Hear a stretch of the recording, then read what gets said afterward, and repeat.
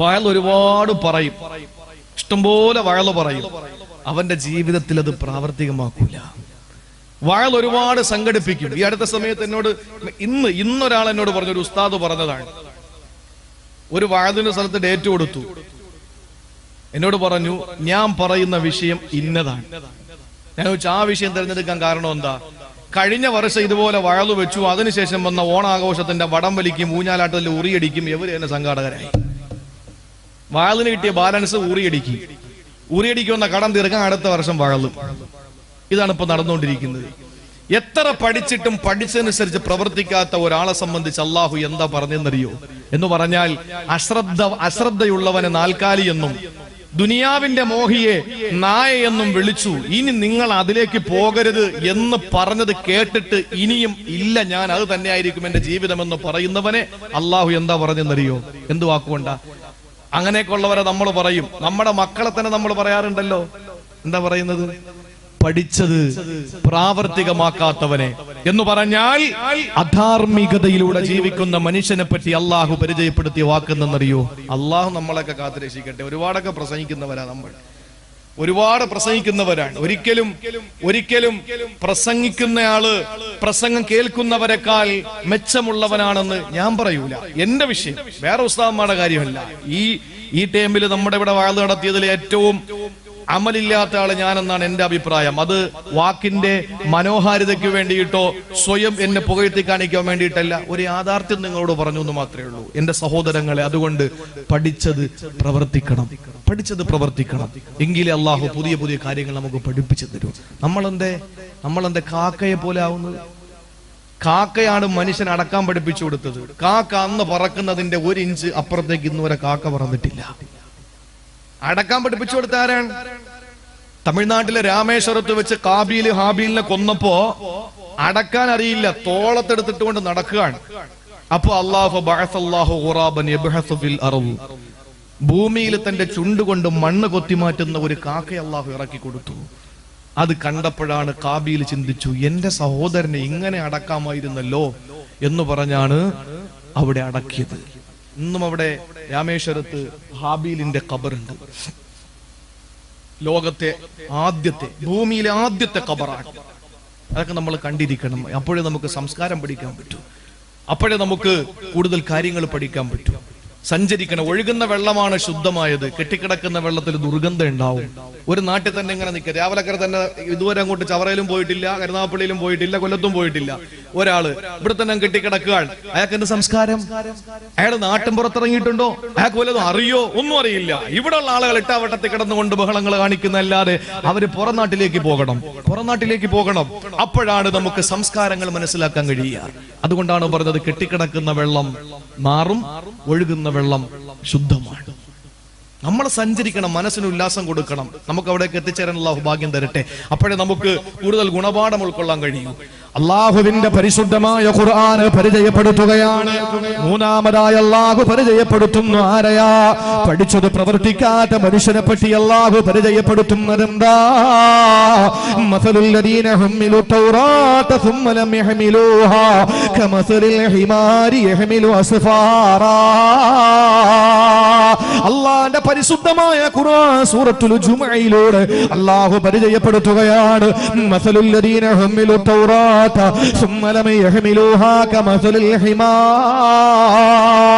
തൗറാത്ത് ലഭിച്ചിട്ടും അതനുസരിച്ച് അതിന്റെ ഉള്ളുകളറിയാറ്, അതിന്റെ അകത്തളമൊന്ന് വായിച്ചു നോക്കാറ്, ഉള്ളറകളറിയാറ്, അതിനകത്ത് കിടക്കുന്ന കർമ്മത്തിന്റെ സൂചനകൾ മനസ്സിലാക്കാറ്, സന്ദേശങ്ങൾ ഉൾക്കൊള്ളാറ്, തരം താണ രീതിയിൽ ജീവിക്കുന്ന മനുഷ്യനെ പറ്റി അല്ലാഹു പറഞ്ഞിരുന്നറിയോ?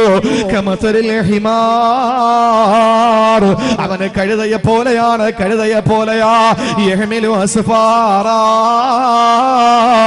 ഏടുകൾ ചുമന്നു പോകുന്ന കഴുതകളെ പോലെയാണ്.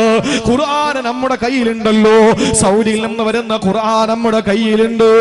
ആ കയ്യിലിരിക്കുന്ന ഖുർആൻ മൊബൈലിൽ എത്രയോ മോഡലുള്ള ഖുർആനാണ്. വീട്ടിനകത്ത് ഖുർആനാണ്, വാഹനത്തിൽ ഖുർആനാണ്. നമ്മുടെ വീടിന്റെ അകത്തളത്തിലെ മനോഹാരിതയ്ക്ക് വേണ്ടി ഖുർആൻ വെച്ചിട്ടുണ്ട്. നമ്മുടെ റൂമുകളിൽ ഖുർആനുണ്ട്, നമ്മുടെ വീടുകളിൽ കാസറ്റ് ഉണ്ട്, എല്ലാം നമ്മുടെ വീട്ടിനകത്തുണ്ട്. പക്ഷേ അതിനകത്ത് എഴുതപ്പെട്ടതോ പറയപ്പെട്ടതോ അതിനകത്ത് സൂചിപ്പിക്കപ്പെട്ടതോ ജീവിതത്തിൽ അവനെ പ്രാവർത്തികമാക്കുന്നില്ല.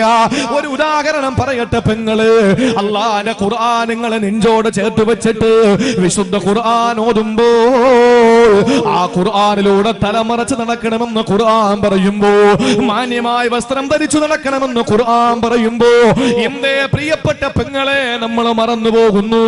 ആ ഖുർആനിനകത്ത് ഖുർആൻ ഓതുമ്പോഴും വായിക്കുമ്പോഴും ചിന്തിക്കുമ്പോൾ അതിന്റെ അകത്തിളപ്പിലുള്ള ജീവിതത്തിലും പ്രാവർത്തികമാക്കാൻ കഴിയാത്ത അവസ്ഥയിൽ മോശപ്പെട്ട ജീവിതം ഞാനും നിങ്ങളും നയിച്ചുകൊണ്ടിരിക്കുമ്പോ നമ്മളെ പറ്റി പറയുന്നത് എന്താണ്? ഏട് ചുമക്കുന്ന കഴുത എന്നാണ്. കാരണം ഖുർആൻ ചുമന്നുകൊണ്ടിരിക്കുന്ന കഴുത തന്നെയാണ്, സംശയമില്ല. ഒരു കഴുതയെ വിളിച്ചിട്ട് ആ കഴുതയുടെ പുറത്ത് സിഹാഹുസിട്ട് അടുക്കി വെച്ച് നോക്ക്. ബുഖാരിയും മുസ്ലിമും അബൂദാവൂദും ഇബ്നു മാജയും നസായിയും തുർമുദിയും ഒക്കെ എടുത്ത് ആ കഴുതയുടെ പുറത്ത് വെച്ച് കൊടുത്താൽ സഹോദരങ്ങളെ, കഴുതയ്ക്കെന്ത് ബുഖാരി, കഴുതയ്ക്കെന്ത് മുസ്ലിം, കഴുതയ്ക്കെന്ത് ഖുർആൻ, കഴുതയ്ക്കെന്ത് ആദാബ്, കഴുതയ്ക്കെന്ത് അഖ്ലാഖ്, കഴുതയ്ക്കെന്ത് സീറ, കഴുതയ്ക്കെന്താ ഫിഖ്ഹ്, ഇതൊന്നും കഴുതക്കറിയില്ലല്ലോ. ആ കഴുതയുടെ പുറത്തിരിക്കുന്നതോ സിഹാഹുസിത്തയാണ്. അതിനകത്ത് ഫിഖ്ഹ് ഉണ്ട്, അതിനകത്ത് അഖ്ലാഖ് ഉണ്ട്, അതിനകത്ത് ആദാബ് ഉണ്ട്, അതിനകത്ത് ഖുർആൻ ഉണ്ട്. പക്ഷേ ആ കഴുതയ്ക്ക് ഒന്നും അറിയില്ല. അതുപോലെ ഖുർആൻ കയ്യിലേത് നടക്കുന്നവര്, പഠിക്കാത്തവരെ, പഠിച്ചിട്ടും പഠിക്കാത്തതുപോലെ നടക്കുന്നവര്, അള്ളാന്റെ പരിശുദ്ധ ഖുർആൻ നമ്മളെ വിളിച്ചത് ഏത് പേര് കൊണ്ടാണ്? കമസലിൽ ഹിമാരി യഹ്മിലു അസ്ഫാറാ. അല്ലാഹു പറഞ്ഞു കഴുതയെ പോലെയാണ്, കഴുതയെ പോലെയാ. അല്ലാഹു നമ്മളെ കാത്തുരക്ഷിക്കട്ടെ, നമ്മളെ കാത്തുരക്ഷിക്കട്ടെ. നമ്മളെ ഈ ലോകത്തിന്റെ അവസ്ഥ എന്തെന്നറിയോ? ഇന്ന് പള്ളികളിൽ ധാരാളം ആളുകൾ നിസ്കരിക്കാനുണ്ട്, എല്ലാവർക്കും ബോധമുണ്ട്, എല്ലാവരും പ്രസംഗിക്കൂ. പള്ളിയിലെ ഇമാമിനേക്കാൾ മനോഹരമായ നാട്ടിലെ ആളുകൾ പ്രസംഗിക്കുന്ന കാലമാണ്. പക്ഷെ ഒന്നറിയണേ സഹോദരാ, മഹാനായ അബൂ സഈദുൽ ഖുദ്രി റളിയല്ലാഹു അൻഹു പറയുകയാ, അല്ലാഹുവിന്റെ റസൂൽ പറഞ്ഞു, ഒരു ദിവസം ഞങ്ങൾ അത്ഭുതപ്പെട്ടു പോയി. എന്താ റസൂൽ പറഞ്ഞതെന്നറിയോ? ഒരു കാലം വരാനുണ്ട് മക്കളെ, ഒരു കാലം നിങ്ങൾക്ക് വരാനുണ്ട്. ആ കാലഘട്ടം നിങ്ങൾക്ക് വന്നാൽ അതിന്റെ പ്രത്യേകത എന്തെന്നറിയോ? നിങ്ങളുടെ നിസ്കാരമല്ല. സഹാബത്തിനോട് റസൂലുള്ളാഹി പറയാൻ, ഇനി ഒരു കാലം വരാനുണ്ട്, നിങ്ങളുടെ നിസ്കാരമൊന്നുമല്ല. ശരിയല്ലേ? ചിലരൊക്കെ സുജൂദി പോയാൽ പടച്ചോനെ അടുത്ത വഖത്തിന്റെ ബാങ്ക് കേട്ടാലേ തല ഉയർത്തു, അത്ര നേരം സുജൂദിലാണ് അല്ലേ? റസൂലുള്ളാഹി പറയുന്നു, സഹാബത്തെ ഇനി ഒരു കാലം വരാനുണ്ട്, നിങ്ങളെ നിസ്കാരം ഒന്നുമല്ല, നിങ്ങളുടെ ദാനധർമ്മങ്ങൾ ഒന്നുമല്ല, നിങ്ങളുടെ ഇബാദത്തുകളൊന്നുമല്ല. അങ്ങനത്തെ ഒരു കാലം ഇനി വരാനുണ്ട്. ഒന്നാലോചിച്ച് നോക്ക്, ആ കാലമല്ലേ ഇതെന്ന് ഒന്ന് ആലോചിച്ച് നോക്ക്. പള്ളികൾ എത്രയാണ്? ഞാനൊരു കാര്യം തുറന്നു പറയാം. എനിക്ക് വാള് ഇല്ലാതെ പോയെന്ന് വെച്ചിട്ട് എനിക്ക് പ്രശ്നമൊന്നുമില്ല. ഈ അടുത്ത സമയത്ത് ഒരാൾ വിളിച്ച് ഭീഷണിപ്പെടുത്തി, നിങ്ങളെ വാളൊക്കെ ക്യാൻസൽ ചെയ്താൽ. ഞാൻ പറയും നിന്റെ ജോലിക്ക് പോടാന്ന് പറഞ്ഞു. കാരണം വാള് അള്ളാഹുവിന്റെ ദീൻ പ്രബോധനം ചെയ്യാൻ പടച്ചവൻ അവസാനത്തെ പ്രസംഗം തേവലക്കര ഈ പറയുന്ന മർഹബായ് യുവജന വേദിയാണ് എന്റെ ജീവിതത്തിലെ അവസാനത്തെ പ്രബോധനത്തിന്റെ വേദി എന്ന് പടച്ചതമ്പുരാൻ എനിക്ക് എഴുതപ്പെട്ടു പോയാൽ 1000 വട്ടം അൽഹംദുലില്ലാ സ്വീകരിക്കും, ഒരു പ്രശ്നവുമില്ല. അതല്ല എന്റെ തുടക്കം, അല്ലെങ്കിൽ എന്റെ പ്രബോധനത്തിന്റെ ഒരു മാർഗം ഇതാണ്. എന്റെ പ്രഭാഷണത്തിന്റെ ഒരു ഒടുക്കമല്ല ഇതെന്ന് അള്ളാഹു തീരുമാനിച്ചിട്ടുണ്ടെങ്കിൽ എത്ര മൂത്താപ്പമാര് കളിച്ചാലും ഞാൻ ഇനിയും പ്രസംഗിക്കും. എന്റെ പ്രിയപ്പെട്ട സഹോദരങ്ങളെ, ഞാൻ പറഞ്ഞത് വേറൊരു കാര്യമാണ്. എന്ന് പറഞ്ഞാൽ നമ്മൾ ഒരു കാര്യം, ആ ഒരു കാര്യം നമ്മൾ ഒരു സമൂഹത്തിന്റെ മുമ്പിൽ തുറന്നു പറയുമ്പോൾ ആ തുറന്നു പറയുന്ന വിഷയം എന്റെ പ്രിയപ്പെട്ട സഹോദരങ്ങളെ നമ്മുടെ ജീവിതത്തിൽ ഒരു മാറ്റമുണ്ടാക്കാൻ വേണ്ടിയിട്ടാണ് പറയുന്നവനും പറയിപ്പിച്ചവനും കേട്ടവനും. മൂന്നാമതാണ് നിങ്ങളെ ഞാൻ ക്ഷണിക്കുന്നത്. ആദ്യം എന്നോടാണ്, രണ്ടാമത് എന്നെ വിളിച്ച സംഘാടകരോടാണ്, മൂന്നാമത് നിങ്ങളോടാണ്. ഞാൻ പറയുന്നു എന്റെ പ്രിയപ്പെട്ട സഹോദരങ്ങളെ, ഈ സദസ് കൊണ്ട് നമുക്കൊരു മാറ്റം ഉണ്ടാക്കണം. ഇല്ലെങ്കിൽ എന്തർത്ഥമുള്ളത് എന്നാലോചിച്ചു. എന്തർത്ഥമാണ് ഈ സദസ്സിലുള്ളത്? നിങ്ങൾ ഇത്രയും സമയം ഇവിടെ വന്നിരുന്നു, എന്തൊക്കെ ജോലി നിങ്ങൾക്ക് ഉള്ളതാ? ഞാൻ എത്ര കിലോമീറ്റർ യാത്ര ചെയ്താ ഇവിടെ വന്നത്? എന്തിനാണ് ഇങ്ങനെ ഒരുമിച്ച് വിടുന്നത്? എന്ത് ലാഭമാണ് ഇതിലുള്ളത്? എനിക്കെന്ത് ലാഭമാ? നിങ്ങൾക്കെന്ത് ലാഭമാ? സംഘാടകർക്ക് എന്ത് ലാഭമാണ്? ഒരു ലാഭമില്ല. പക്ഷേ അവരിലോ എന്നിലോ നിങ്ങളിലോ ഒരാൾ ഇത് അമല് ചെയ്താൽ നമ്മൾ രക്ഷപ്പെട്ടു. അള്ളാഹു അങ്ങനെയുള്ള സ്വീകാര്യമായ സദസ്സിൽ അള്ളാഹു നമ്മുടെ ഈ സദസ്സുകളെ ഉൾപ്പെടുത്തി അനുഗ്രഹിക്കുമാറാവട്ടെ. ഒരു വിഭാഗം വരാനുണ്ട്. സഹാബാക്കൾ അള്ളാഹുവിന്റെ റസൂലിന്റെ വാക്ക് കേട്ട് അത്ഭുതപ്പെട്ടു. നിങ്ങളുടെ ഇബാദത്തുകളൊന്നും ഒന്നുമല്ല, അവർ വലിയ ഇബാദത്തുള്ളവരാണ്. നിങ്ങളുടെ നോമ്പൊന്നും ഒന്നുമല്ല, അവർ വലിയ നോമ്പുകാരാണ്. നിങ്ങളുടെ ദാനധർമ്മങ്ങളൊന്നും ഒന്നുമല്ല, അവര് വലിയ ദാനധർമ്മിഷ്ടന്മാരാണ്. എന്നിട്ട് അള്ളാഹുവിന്റെ റസൂല് പറഞ്ഞു, ഖുർആൻ, അവര് ഖുർആൻ മനോഹരമായി ഓതും, മനോഹരമായി ഖുർആൻ ഓതും. ആ കാലമാണ് ഈ കാലം. എന്റെ സഹോദരങ്ങളെ, ഒരു സംശയം കാര്യത്തിൽ വേണ്ട. നമ്മുടെ പള്ളികൾക്ക് വല്ല കുറവുണ്ടോ? എവിടെയാ പള്ളിക്ക് കുറവുള്ളത്? ഞാൻ ഇങ്ങോട്ട് വരുമ്പോ 2 പള്ളികൾ പൂട്ടിയിട്ടിരിക്കുന്നു, പിന്നെ ഒരു പള്ളി തുറന്നിട്ടിരിക്കുന്നു, നിസ്കരിക്കാൻ പറ്റി. ഞാൻ പറയുന്നത് അതൊക്കെ ചില നാടുകളുടെ പ്രത്യേകതയാണ്. അങ്ങനെ പള്ളാന്റെ പള്ളിയാണ് തുറന്നിട്ടിരിക്കുന്നത് അതൊന്നും പറയാൻ പറ്റൂല. ഓരോ നാടിനൊരു പ്രത്യേകതയുണ്ട്. അപ്പൊ അതുകൊണ്ട് ഞാൻ പറഞ്ഞത്, നമ്മുടെ ഈ ടൈറ്റാനിയത്തിന്റെ അവിടെ നിന്ന് ഇങ്ങോട്ട് വരുമ്പോ തന്നെ റോഡ് സൈഡില് നല്ലതുപോലെ കാണാൻ പറ്റുന്ന 4 പള്ളി, 3 പള്ളി. നമുക്ക് പള്ളിക്ക് കുറവുണ്ടോ? ഇല്ല. വയല് കേൾക്കാൻ ആളിന് കുറവുണ്ടോ? ഇല്ല. നമുക്ക് എന്തിനെങ്കിലും കുറവുണ്ടോ? ഒന്നുമില്ല. ഒരു പെൺകുട്ടി, ഇതാ എന്റെ നാട്ടില് ഒരു പണ്ഡിതൻ മരണപ്പെട്ടു. നിങ്ങളൊക്കെ കഴിയുമെങ്കിൽ സംഭാവന കൊടുത്തോളി. ഞാൻ ഇവിടെ പിരിക്കൊന്നുമില്ല, ഇവിടെ വെച്ച് തന്നാൽ ഞാൻ വാങ്ങുകയില്ല. കാരണം ഇവിടെ വേറൊരു സംരംഭമുണ്ട്. ഒരു പണ്ഡിതൻ, അദ്ദേഹം 23 വർഷം ഒരു മഹലിൽ സേവനമനുഷ്ഠിച്ചു. അദ്ദേഹം പഠിച്ചിറങ്ങിയത് മുതൽ അവിടെയാണ്. അദ്ദേഹത്തിന് മഞ്ഞപ്പിത്തം മൂലം ലിവർ അടിച്ചുപോയി. അദ്ദേഹത്തിന്റെ കിഡ്നി ഫെയിലിയറായി. അദ്ദേഹത്തിന്റെ തലച്ചോറിന് ബാധിച്ചിട്ട് ബ്രെയിൻ ഡെത്തായി. അതിന് ഏതാനും മണിക്കൂറുകൾക്ക് മുമ്പ് ഡോക്ടർമാർ വന്നിട്ട് പറഞ്ഞു, കിഡ്നി ഞങ്ങൾ ഡയാലിസിലൂടെ ശരിയാക്കാം, പക്ഷേ ലിവർ മാറ്റിവെക്കാൻ സൗകര്യമുണ്ട്, സാമ്പത്തികം കൊണ്ടോ നമുക്കതിനുള്ള സംവിധാനം ഉണ്ടാക്കാം. അദ്ദേഹം പറഞ്ഞു, എനിക്ക് എന്റെ ലിവർ മാറ്റിവെക്കാൻ ഞാൻ ആരോട് പറഞ്ഞാലും എനിക്ക് പൈസ തരും. എന്റെ നാട്ടുകാരനാണ്, പണ്ഡിതൻ, പച്ചപ്പാവം. പച്ചവെള്ളം വായിലൊഴിച്ചിട്ട് ചവയ്ക്കാൻ പറഞ്ഞാൽ ചവയ്ക്കും, അത്ര വലിയ പാവം. ആ പണ്ഡിതനോട് ഡോക്ടർമാര് പറഞ്ഞപ്പോ അദ്ദേഹം പറഞ്ഞു, ഇപ്പൊ എനിക്ക് കരള് മാറ്റി വെക്കാൻ ആരെങ്കിലും ഒക്കെ പൈസ തരും, പക്ഷെ എന്റെ മകളുടെ എൻഗേജ്മെന്റ് മറ്റന്നാളാണ്, എന്റെ മോളുടെ കല്യാണത്തിന് ആരാ എന്നെ സഹായിക്കുക? ഒരു വാപ്പാട ആഗ്രഹമാണ് തന്റെ മകളെ കെട്ടിച്ചയക്കുക എന്നുള്ളത്. അദ്ദേഹം അത് പറഞ്ഞുകൊണ്ട് മരണത്തിലേക്ക് നടന്നുപോയി. പക്ഷെ അതിനുശേഷം അൽഹംദുലില്ലാഹ് അദ്ദേഹത്തെ കബറടക്കിയിട്ട് എന്റെ മഹല്ലത്തിലെ പള്ളിയിൽ എഴുന്നേറ്റ് ഉസ്താദുമാരൊക്കെ നിന്ന് ആ വേദിയിൽ ഞാൻ തന്നെ സംസാരിച്ചു. 17 പവൻ ആ സമയത്ത് ആ സ്ഥലത്ത് വെച്ച് ആ സമയത്ത് ആളുകൾ ഏറ്റെടുത്തു. അവർക്കൊരു സ്ഥായിയായ വരുമാനത്തിനു വേണ്ടി തിരുവനന്തപുരം ജില്ലയിലെ ചില പള്ളികൾ മാത്രം കളക്ഷൻ എടുത്തപ്പോൾ ഏകദേശം 10 ലക്ഷം രൂപയോളം. നമ്മൾ കൊടുക്കാതിരിക്കുവോ? ഇവിടെ ഇപ്പോ 200, എന്നോട് അമീൻ പറഞ്ഞു, 150-200 അപേക്ഷകൾ. ക്യാൻസർ രോഗികളാ? 200 ക്യാൻസർ രോഗികളാ? ആണോ? 200 ക്യാൻസർ പേഷ്യന്റിന്റെ അപേക്ഷ, മരുന്ന് വാങ്ങാൻ ഗതിയില്ലാതെ വിഷമിക്കുന്ന ആളുകളെ ഈ നാട്ടിലാണ്. ഒന്ന് ആലോചിച്ച് നോക്കിയേ. അപ്പൊ ഇതൊക്കെ നമ്മുടെ നാട്ടിൽ വരുമ്പോ നിഷ്പ്രയാസം നടക്കും. കൊടുക്കാൻ മനസ്സുള്ളവരാണ്, ചങ്ക് പറിച്ചു കൊടുക്കാൻ മനസ്സുള്ളവരാണ്. ഒന്നിനും ഒരു കുറവില്ല. പക്ഷേ ഞാൻ ഒരൊറ്റ കാര്യം എന്റെ സഹോദരങ്ങളോട് പറയാൻ, നമ്മുടെ ജീവിതത്തിൽ ഇസ്ലാമിക ധാർമ്മികതയിൽ നിന്ന് നമ്മൾ പിന്നോട്ട് പോയി, അല്ലെങ്കിൽ അതിന്റെ പരിധികൾ ലംഘിച്ചുകൊണ്ടിരിക്കാൻ അള്ളാഹു നമ്മളെ കാത്തുരക്ഷിക്കട്ടെ. പടച്ചവൻ നമ്മളെ കാത്തുരക്ഷിക്കട്ടെ. നിസ്കാരത്തിനും നോമ്പിനൊന്നും ഒരു കുറവില്ല, ദാനധർമ്മങ്ങൾക്കൊരു കുറവില്ല. പക്ഷേ ധാർമ്മികമായ അധപ്പതനത്തിലേക്കാണ് ഞാനും നിങ്ങളും പോകുന്നത്. ഒരു സംശയം അക്കാര്യത്തിൽ വേണ്ട. അതുകൊണ്ടാണ് നൂറ്റാണ്ട് 14 മുമ്പ് അല്ലാഹുവിന്റെ റസൂൽ പറയുകയാണ്, സഹാബാ, നിങ്ങളുടെ നിസ്കാരമല്ല, നിങ്ങളുടെ നോമ്പൊരു നോമ്പായിട്ട് എനിക്ക് എണ്ണാൻ പറ്റൂല കാര്യമല്ല. എന്തെന്നറിയോ? ഇനി ഒരു സമൂഹം വരാനുണ്ട്. അവര് വല്ലാത്ത നമസ്കാരക്കാരാ. അവരുടെ നിസ്കാരത്തെ തട്ടിച്ചു നോക്കുമ്പോ നിങ്ങളെക്കാൾ വലിയ നിസ്കാരക്കാരാണ് അവര്, നിങ്ങളെക്കാൾ നോമ്പുകാരാണ്. പക്ഷെ ഖുർആൻ, അവര് ഖുർആൻ മനോഹരമായി ഓതുന്നവരാണ്. ലാ യുജാവിസു ഹനാജിറഹും, അല്ലാഹുവിന്റെ റസൂൽ പറയുന്നു. പക്ഷേ ആ ഖുർആൻ അവിടെ തൊണ്ടക്കുഴിയിൽ നിന്ന് താഴോട്ട് ഇറങ്ങൂല.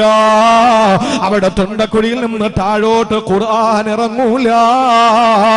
ധീരമായി മണിക്കൂറുകളോളം പ്രസംഗിക്കുന്ന പ്രഭാഷകനാ. ആ പ്രസംഗിക്കുന്നത് അതര വ്യായാമമാണ്. അവന് വേശ്യയുടെ ചാരിത്ര പ്രസംഗം പോലെയാ പറയുന്നത്. അതര വ്യായാമത്തെക്കാൾ അഭികാമ്യം അനുകരണത്തിലൂടെയുള്ള ആവിഷ്കാരമാണ് എന്ന അപ്പവാക്യം മറന്നുകൊണ്ടുള്ള പ്രസംഗമല്ലേ എന്റെ പ്രസംഗത്തെ പറ്റിയാ പറയുന്നത്.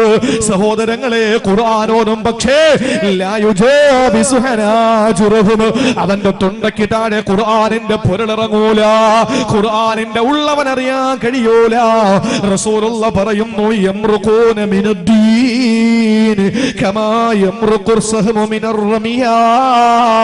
വേട്ടമൃഗത്തിൽ നിന്ന് അമ്പ് പുറത്തേക്ക് പോകുന്നത് പോലെ അവന് ദീനിൽ നിന്ന് ഔട്ടാകുമെന്ന് നബി മുഹമ്മദ് മുസ്തഫ. ഖുർആനോതുന്നവനാ നിസ്കാരക്കാരാ, നോമ്പുകാരനാ, ധർമ്മിഷ്ഠനാണ്, എല്ലാം ഉണ്ട്. പക്ഷേ അവന് ധാർമ്മികത തൊട്ടു തീണ്ടിയിട്ടില്ല. അവൻ അവസാന കാലക്കാരനാണ്. വേട്ടമൃഗത്തിന്റെ ശരീരത്തിൽ നിന്ന് അമ്പ് പുറത്തേക്ക് പോകുമ്പോൾ അവന് ദീനിൽ നിന്ന് പുറത്തു പോകുന്നവനാണെന്ന് റസൂലുള്ള പഠിപ്പിക്കുകയാ. സഹോദരങ്ങളെ, ശരിയല്ലേ? ഇന്ന് നമ്മൾ അറിയാതെ കാഫിരീങ്ങളായി കൊണ്ടിരിക്കുകയാണ്. ഇന്നൊരു സംഘടന അടുത്ത സംഘടനക്കാരനെ വിളിക്കുന്നു കാഫിറെ. മോമിനിന്റെ മുഖത്ത് നോക്കിയിട്ട് ആ കാഫിർ എന്ന് വിളിച്ചാൽ ആ വിളിക്കപ്പെട്ടവൻ മൂമിൻ തന്നെ, പക്ഷെ വിളിച്ചവൻ മുർത്തദ്ദാകുമെന്ന് അഖീദയുടെ പണ്ഡിതന്മാർ നമ്മളെ പഠിപ്പിക്കുകയാണ്. നിസ്കാരം കഴിഞ്ഞ് തസ്ബീഹ് ആട്ടി ഇറങ്ങിയിട്ട് പറയാ അവൻ കാഫിറാണ്. അപ്പോഴേ കാക്ക പോയി, ഈ കാക്ക പോയി. ഖുർആൻ ഇത്രയും നേരം ഓതിയവനാണ് അല്ലേ? ഒരു പെണ്ണിനെ പറ്റി റസൂലുള്ള പറഞ്ഞല്ലോ. നബി തങ്ങളുടെ മുമ്പിൽ വന്നിട്ട് ഒരു പെണ്ണിനെ പറ്റി പറഞ്ഞു, നബിയെ ഒരു പെണ്ണിനെ പറ്റി നിങ്ങളുടെ അഭിപ്രായം എന്താ? റസൂൽ ചോദിച്ചു, എന്താണ്? അവള് രാത്രി മുഴുവനും തഖൂമുല്ലൈല, ഒരു ശകലം പോലും അവൾ ഉറങ്ങൂല, രാത്രി മുഴുവനും നിന്ന് നിസ്കാരമാണ്. അങ്ങനത്തെ ഒരു പെണ്ണ് ഈ തേവലക്കരയിലുണ്ടോ? ഉണ്ടാവൂല. ഒരു ദിവസം നിസ്കരിക്കുന്ന കാര്യമല്ല, എല്ലാ ദിവസവും രാത്രി മുഴുവനും നിസ്കാരമാണ്. തിങ്കളും വേഴനും അല്ല, ദിവസവും സുന്നത്ത് നോമ്പാ, പകല് മുഴുവനും നോമ്പാണ്. അവള് സ്വതക്ക കൊടുക്കുന്നവളാണ്, അവള് ദാനധർമ്മം ചെയ്യുന്നവളാണ്. പക്ഷേ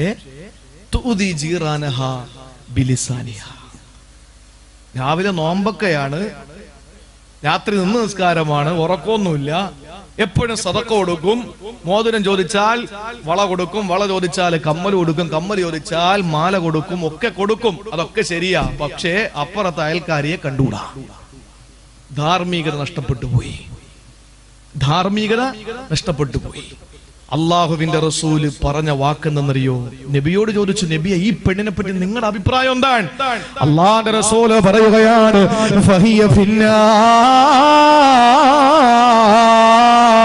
അവള് നരകത്തിലാണ്. അവളുടെ നിസ്കാരം അല്ലാഹു വേണ്ട, അവളുടെ നോമ്പല്ലാഹു വേണ്ട, അവളുടെ ഖുർആൻ ഓതൽ അല്ലാഹു വേണ്ട.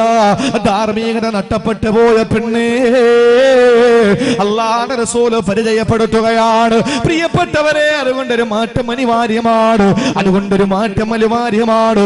എന്തുകൊണ്ടെന്നറിയോ? ഇത് പഠിച്ചിട്ടും അമൽ ചെയ്യാതെ വഅള് കേൾക്കാൻ വരുന്നത് നിസ്സാരമല്ല, നിസ്സാരമല്ല. കേൾക്കാൻ വേണ്ടി വരുമ്പോ എവിടെ നിന്ന് കേട്ടാലും പ്രശ്നമല്ല, ബക്കറ്റിലിട്ടാലും ഇട്ടില്ലെങ്കിലും പ്രശ്നമല്ല, സംഭാവന പറഞ്ഞാലും പറഞ്ഞില്ലേലും പ്രശ്നമല്ല. പക്ഷേ കേൾക്കുന്ന കാര്യം നിന്റെ ജീവിതത്തിൽ പ്രാവർത്തികമാക്കിയില്ലെങ്കിൽ, അല്ലാഹുവിന്റെ റസൂല് കിടന്നുറങ്ങുന്ന സമയത്ത് രണ്ടുപേര് വന്നില്ലേ? ജിബ്രീലും മീകായിലുമാണ്. പിന്നീടാണ് നബി അറിഞ്ഞത് ജിബ്രീലും മീകായിലുമാണ് കൊണ്ടുപോയി അത്ഭുതങ്ങളുടെ കലവറ തുറന്നു കാണിച്ചതിന് ശേഷമാണ് നബി അറിയുന്നത്. ഒന്നൊരു ജിബ്രീലാണെന്ന് റസൂൽ അറിഞ്ഞില്ല, ഒന്നൊരു മീകായിലാണെന്ന് നബി അറിഞ്ഞില്ല. അവസാനമാണ് അറിയിച്ചു കൊടുത്തത്. രണ്ടുപേരും വിളിച്ചു കൊണ്ടുപോയി നോക്കുമ്പോ പല പല അത്ഭുതങ്ങൾ കണ്ടു. ആ അത്ഭുതങ്ങളിൽ ഒരു അത്ഭുതമേതെന്നറിയോ? ഒരു മനുഷ്യൻ ഇങ്ങനെ മലർന്നു കിടക്കുകയാണ് റബ്ബേ. ആ മനുഷ്യന്റെ അടുത്തൊരു മനുഷ്യൻ ഇങ്ങനെ വലിയ പാറക്കല്ലുമായി നിൽക്കുകയാ. ഈ തേവലക്കരയിലെ ഏതെങ്കിലും ഒരു പാറക്കല്ലിന്റെ കഥയല്ല, അല്ലാഹുവിന്റെ മരകപ്പിന്റെ കഥയാ പറയുന്നത്. ഒരു പാറക്കല്ലുമായി ഒരു മനുഷ്യൻ ഇങ്ങനെ നിൽക്കുകയാണ്. ആ നിൽക്കുന്ന മനുഷ്യന്റെ കയ്യിലിരിക്കുന്ന പാറക്കല്ല് ആ മലർന്നു കിടക്കുന്ന മനുഷ്യന്റെ തലയിലേക്ക് വലിച്ചെറിയുകയാ. ആ തല ചിന്നി ചിതറിയിട്ട് തലച്ചോറ് ചീറ്റുകയാ. ആ കല്ല് ദൂരേക്ക് ചെന്ന് വീഴുകയാണ്. ആ നിൽക്കുന്ന മനുഷ്യൻ ഓടിച്ചെന്ന് കല്ലെടുക്കുന്നു. ഈ എറികൊണ്ട മനുഷ്യന്റെ തല പൂർവ്വസ്ഥിതിയിലെത്തുന്നു. വീണ്ടും ആ മനുഷ്യനെ കല്ല് തലയിലേക്ക് വലിച്ചെറിയുന്നു. ആ മനുഷ്യനെ കണ്ടപ്പോൾ അല്ലാഹുവിന്റെ റസൂൽ ചോദിച്ചു പോയി, ആരാണ് ഈ മനുഷ്യൻ? ആരാണ്? എന്ത് തെറ്റാ ചെയ്തത്? ആ സമയത്താണ് കൂടെയുള്ള ജിബ്രീൽ പറഞ്ഞത്, മീകായിൽ പറഞ്ഞത്. ഇമാം ബുഖാരി തങ്ങൾ തന്റെ സ്വഹീഹുൽ ബുഖാരിയിൽ രേഖപ്പെടുത്തിയ ഹദീസാണ്. അല്ലാഹുവിന്റെ റസൂലിനോട് പറയുകയാ, നബിയേ, ആ കിടക്കുന്ന മനുഷ്യൻ ആരും അറിയോ? റജുലുൻ അല്ലമഹുല്ലാഹുൽ ഖുർആൻ. അല്ലാഹു ഖുർആൻ പഠിപ്പിച്ചു കൊടുത്ത മനുഷ്യനാണ് നബിയേ. ആ മനുഷ്യന് ഖുർആൻ നല്ലതുപോലെ അറിയാ. ഫനാമ അൻഹു ബില്ലൈൽ, അവന് രാത്രി കിടന്ന് ഉറങ്ങുന്നവനാണ്. വലം യഅമൽ ബിന്നഹാർ, പകലവന് ആ കാര്യങ്ങളനുസരിച്ച് അമൽ ചെയ്യാത്തവനാണ്. അല്ലാഹു ഖുർആൻ പഠിപ്പിച്ചു കൊടുത്തു. അല്ലാഹു ഖുർആൻ പഠിപ്പിച്ചു കൊടുത്തു. ആ പഠിപ്പിച്ചു കൊടുത്ത ഖുർആനും കൊണ്ടവനെ രാത്രി കിടന്നുറങ്ങി ക്ഷീണമാണ്. നേരം വെളുത്തിട്ടവൻ അവന്റെ ജീവിതത്തിൽ അത് പ്രാവർത്തികമാക്കുന്നില്ല. അവന് നാളെ പരലോകത്ത് ഖിയാമത്ത് നാൾ വരെ അല്ലാഹുവിന്റെ മാലാഖമാര് കരിങ്കല്ല് തലയിലേക്ക് വലിച്ചെറിഞ്ഞ് അവന്റെ തലയോട്ടി പൊട്ടിപ്പിളന്ന് തലച്ചോറ് ചീറ്റുന്ന രീതിയിൽ അല്ലാഹു പരീക്ഷിക്കുമെന്ന് ആദരവായ പ്രവാചകൻ നബി മുഹമ്മദ് മുസ്തഫ. അതുകൊണ്ട് വലിയ ഗൗരവമാണ് സഹോദരങ്ങളെ. പറയാൻ എളുപ്പമാണ്, കേൾക്കാനും എളുപ്പമാണ്, പക്ഷേ അത് അമല് ചെയ്യാനാണ്.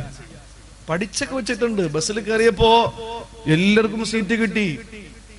ആ കൂട്ടത്തില് പ്രായമുള്ള നരച്ച് കൊരച്ച് ദാടിയും മുടിയും മീശയും പുരികവും തലമുടിയും ഒക്കെ നരച്ച ഒരു കളവൻ, ഒരു പ്രായം ചെന്ന മനുഷ്യൻ ഒരു കൊച്ചു കുട്ടിയെടുത്തിരിക്കുന്നു. അവനിൽ എന്തോ ഒരു നന്മ കണ്ടിട്ട് ആ മനുഷ്യൻ വന്നിട്ട് പറഞ്ഞു, എടാ ചെക്കാവൊന്ന് എണീറ്റ് താ, ബസ്സല്ലേ, നമ്മുടെ റൂട്ടിലോടുന്ന പ്രൈവറ്റ് ബസ്സും കൂടെ ആണല്ലോ, റോഡും അങ്ങനത്തെ ആണല്ലോ, മത്സര ഓട്ടമാണല്ലോ. അവൻ പറഞ്ഞു, ഒന്ന് എണീച്ചതാ മോനെ എന്ന് പറഞ്ഞു. അവൻ മിണ്ടാതിരുന്നു. അപ്പൊ അയാള് ചെവി പറഞ്ഞു, നീ ഇപ്പോഴേ എണീറ്റ് തന്നാലേ നീ എന്നെ പോലെ പ്രായം ചെന്ന് നരച്ച് ഈ ഒരു സാഹചര്യം എത്തുമ്പോ നിനക്ക് ഒരാൾ എഴുന്നേറ്റ് തരണമെങ്കിൽ നീ ഇപ്പൊ എനിക്ക് എണീറ്റ് തരണം, എങ്കിലേ പറ്റൂ, ഇല്ലെങ്കിൽ നീയും ഇതുപോലെ നിൽക്കേണ്ടി വരുമെന്ന് പറഞ്ഞു. നല്ല ഒരു കാര്യം പറഞ്ഞു കൊടുത്ത. അപ്പൊ ആ ചെക്കൻ പറഞ്ഞു, അപ്പൊ നിങ്ങൾ ചെറിയ പ്രായത്തില് ഏതോ പ്രായമുള്ള ഒരാൾക്ക് എണീറ്റ് കൊടുത്തിട്ടുണ്ടാവൂല, അങ്ങനെ കരുതിക്കൊണ്ടാ മതി. അതാണ് ഇപ്പോഴത്തെ മക്കൾ, അതാണ് ഇപ്പോഴത്തെ മക്കൾ. എന്റെ പ്രിയപ്പെട്ട സഹോദരങ്ങളെ, പഠിച്ചു വെച്ചിട്ടുണ്ട് കുഞ്ഞുങ്ങളോട് കരുണ കാണിക്കാത്തവൻ. മദ്രസയിൽ പോകുന്ന തൊപ്പി വെച്ച മക്കളോടല്ല ഈ പറയുന്നത്, കുഞ്ഞുങ്ങളോട് കരുണ കാണിക്കാത്തവൻ, പ്രായമുള്ളവനെ ബഹുമാനിക്കാത്തവൻ എന്നിൽപ്പെട്ടവനല്ല എന്ന് നബി മുഹമ്മദ് മുസ്തഫ. അതാരും ആയിക്കോട്ടെ, അവന്റെ നെറ്റിയിൽ ഒരു സ്ഥലത്തല്ല, അവന്റെ നെറ്റിത്തടം മുഴുവനും ചന്ദനക്കുറിയാണ്. ആയിക്കോട്ടെ, അവന് പ്രായമുള്ളവനാണോ, അവനെ പ്രായത്തിന്റെ പേരിൽ ബഹുമാനിക്കണം. അത് നബിചര്യയാണ്, അത് റസൂലിന്റെ മാർഗമാണ്, മാതൃകയാണ്, അത് നമ്മുടെ ബാധ്യതയാണ്. ഒരു കൊച്ചുകുട്ടിയോട് സ്നേഹം കാണിക്കണം, ഇല്ലെങ്കിൽ നമ്മൾ എന്ത് മുസ്ലിമാണ്. അതുകൊണ്ട് എന്റെ പ്രിയപ്പെട്ടവരെ, ഇതൊക്കെ പഠിച്ച് പാളയിൽ കെട്ടി വെച്ച് നടക്കുന്നവരെ പറ്റി അല്ല പറഞ്ഞ വാക്ക്, അവൻ കഴുതയാണ്. അള്ളാഹു കാത്തുരക്ഷിക്കട്ടെ. അപ്പൊ എന്തൊക്കെയായി? നാൽക്കാലിയായി, നായയായി, കഴുതയായി. ഇനി ഒരു കാര്യം കൂടെ പറയും, അപ്പോഴേക്ക് ഇൻഷാ അല്ലാഹ് സമയം തീരും. അത് ചുരുക്കി ഞാൻ നിങ്ങളോട് പറയാം. ഇത് രണ്ടെണ്ണം ഉപമയല്ലേ പറഞ്ഞത്? പട്ടിയെ പോലെയാണ്, കഴുതയെ പോലെയാണ്, നാൽക്കാലിയെ പോലെയാണ്. എന്നാൽ ഒരു തെറ്റിന്റെ പേരിൽ അള്ളാഹു ഒരു സമൂഹത്തെ ഒറിജിനൽ റിയൽ മൃഗമാക്കി മാറ്റി. അതാരാ? അത് കേട്ടോളി, അതിന്റെ കാരണം കൂടെ പഠിച്ചോളി, അതിന്റെ കാരണം കൂടെ പഠിച്ചോളി.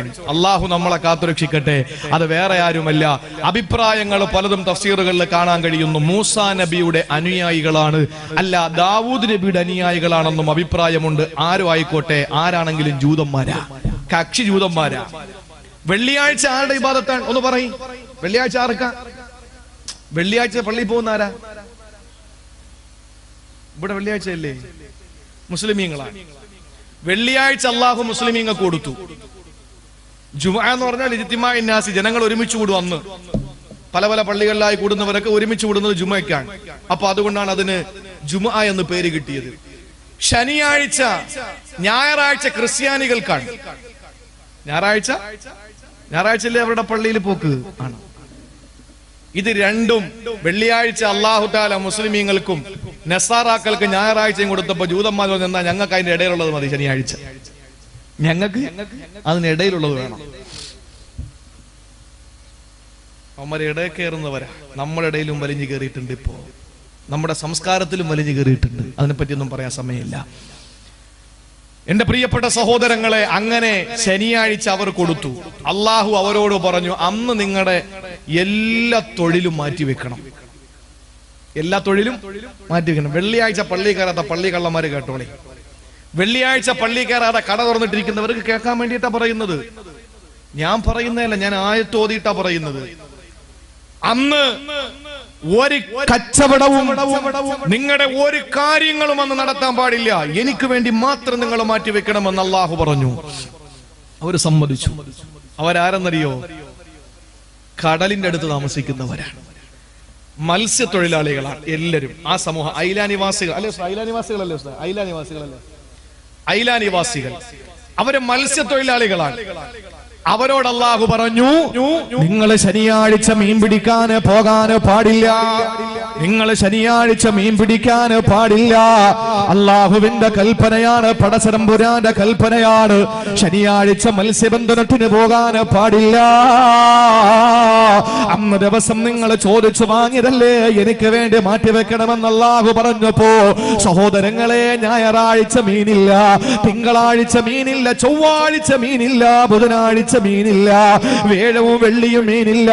ശനിയാഴ്ച കടലിലേക്ക് നോക്കുമ്പോ കടലിലൂടെ മീനിങ്ങനെ തുള്ളിച്ചാടുകയാ, അത് കരയിലൂടെ ഓടിച്ചാടി നടക്കുകയാ. ശനിയാഴ്ച നോക്കുമ്പോൾ മീന് നല്ല സുലഭമായുണ്ട്. അല്ലാഹു പറഞ്ഞു, ശനിയാഴ്ച മീൻ പിടിക്കല്ലേ, ശനിയാഴ്ച മീൻ പിടിക്കല്ലേ, നിങ്ങൾ അല്ലാത്ത ദിവസങ്ങളിലാണ് മീൻ പിടിക്കേണ്ടതെന്ന് പറഞ്ഞു. അല്ലാഹു ഒരു പരീക്ഷണമാണ് നടത്തിയതൊരു പരീക്ഷണമാ.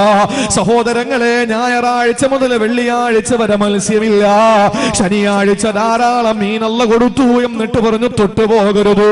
സഹോദരങ്ങളെ, അവിടെ ആളുകൾ കൂടിയിട്ട്, അവിടത്തെ കുറെ പുരോഹിതന്മാര് കൂടിയിട്ട് പറഞ്ഞു, അല്ലാഹു പറഞ്ഞത് എന്താണ്? ശനിയാഴ്ച മീൻ പിടിക്കല്ലേ എന്നല്ലേ പടച്ചവന് പറഞ്ഞത്. എന്നാ നമുക്ക് ശനിയാഴ്ച മീൻ പിടിക്കണ്ട. അവരെന്ത് ചെയ്തെന്നറിയോ? അല്ലാഹുവിന്റെ കൽപ്പനകളും നിരോധനങ്ങളുടെയും അസ്തിവാരം മനസ്സിലാക്കാതെ, അസ്തിത്വം മനസ്സിലാക്കാതെ ഏതോ ഒരു അക്ഷരത്തിൽ തൂങ്ങിയിട്ട് അക്ഷരത്തിൽ തൂങ്ങുകയാ. അള്ളാഹുവിന്റെ ഏതോ ഒരു വാക്കിൽ ഇങ്ങനെ തൂങ്ങുകയാ.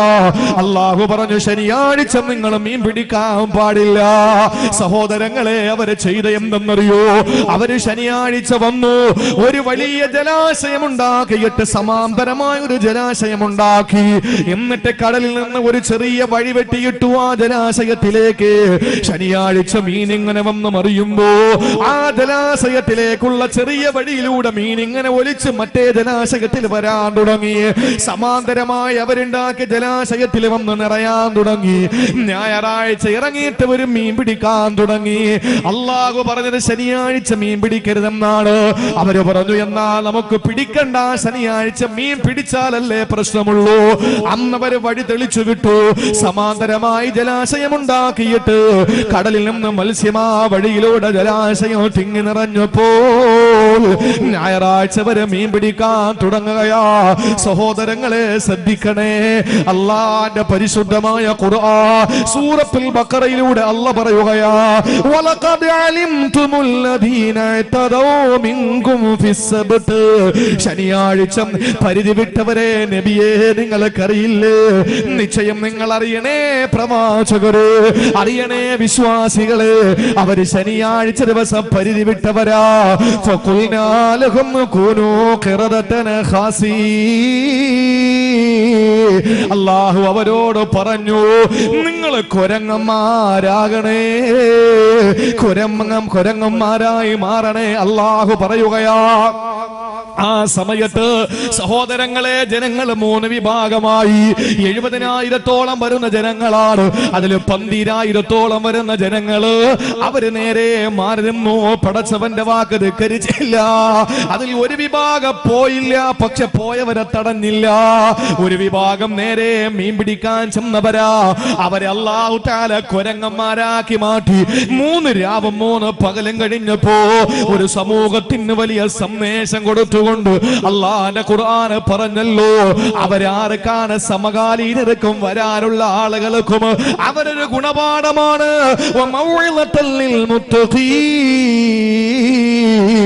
അല്ലാഹുവിനെ സൂക്ഷിച്ചു ജീവിക്കുന്നവർക്കൊരു ഉപദേശമാണ്. സഹോദരങ്ങള്, അല്ലാഹുവിന്റെ വാക്ക് ധിക്കരിച്ചുകൊണ്ട് അക്ഷര കൂമ്പാരങ്ങളിൽ പിടികൂട്ടിയിട്ട് അല്ലാഹുവിന്റെ വാക്കിനെ ധിക്കരിച്ചുകൊണ്ട് ആ മീൻ പിടിക്കാൻ ഇറങ്ങിയ കടൽ തൊഴിലാളികളെ, മത്സ്യബന്ധന തൊഴിലാളികളെ അല്ലാഹു ഐലാനിവാസികളോട് പറഞ്ഞത്, കൂനൂ ഖിറദതൻ ഖാസീൻ, നിങ്ങളെ കുരങ്ങന്മാരായി മാറാൻ പറഞ്ഞു. അള്ളാഹു നേരെ കോലം മറിച്ചു. നമുക്ക് അള്ളാഹു തന്ന ദിവസം ഏതാ? വെള്ളിയാഴ്ച. അന്ന് മിമ്പറിൽ നിന്ന് ഖത്തീബ് താഴെ ഇറങ്ങട്ടെ എന്നും പറഞ്ഞ് കടയും തുറന്നിരുന്നാൽ അള്ളാഹു നമ്മളെ കോലം മറിച്ചാലോ? എന്തായിരുന്നാലും മുത്തുനബി ദുആ ചെയ്തു, ഈ ലോകത്ത് വെച്ച് നമ്മൾ കോലം മറിക്കപ്പെടൂല. നാളെ പരലോകത്ത് ഇതിന് വ്യക്തമായ രീതിയിൽ പടച്ചവനടുത്ത് കണക്ക് പറയേണ്ടി വരും. അതുകൊണ്ട് എന്റെ സഹോദരങ്ങളെ, ലാസ്റ്റ് എന്റെ സഹോദരങ്ങളോട് എനിക്ക് പറയാനുള്ളത്, കുരങ്ങന്മാരായ ഒരു സമൂഹം മാറിയത് ധിക്കാരത്തിന്റെ പേരിലാണ്.